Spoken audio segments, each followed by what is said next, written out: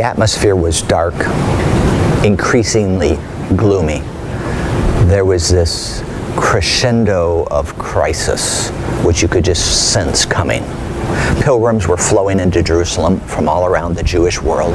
Jesus and his disciples were invited for an evening meal to the home of a man they called the leper. Probably had some skin condition.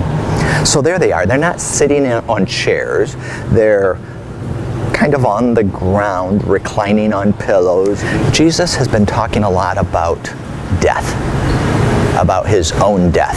And they're trying to sort this out, trying to figure out, what does he mean his death? What kind of metaphor could this be?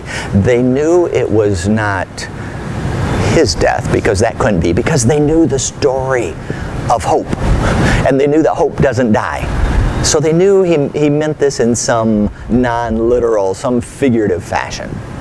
But what did he mean? Death, death, death. Into the room walks a woman. Her name is Mary. She has in her hand a vase made out of a soft white stone. It's been carved in the shape of a vase. Inside it, there is a perfume. Now, not the kind of perfume that one would use to go on a date with, but this is the perfume of the funeral parlor. This is the perfume for the dead.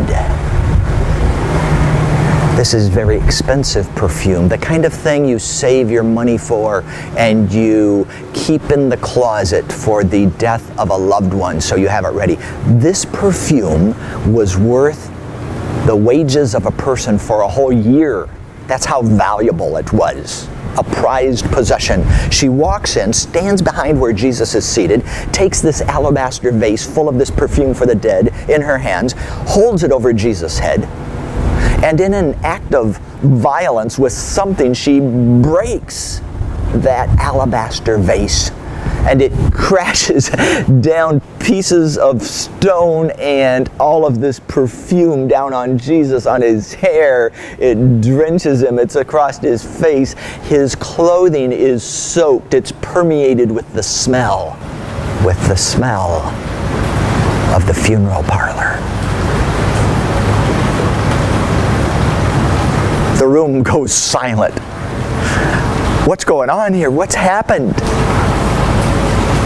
One of the disciples jumps up. Woman, what are you thinking? Haven't you been listening? You would have been better to have sold that and given the money to the poor. But the only reason he said it was because he was the treasurer and he wanted some of the money for himself. Jesus said, "Take it easy, Judas. She gets me. She's been hearing me. She has understood me. She has poured on me the anointing of the dead. Wherever they tell my story, they will tell this story as well, because she has done a beautiful thing." Judas sat down, humiliated.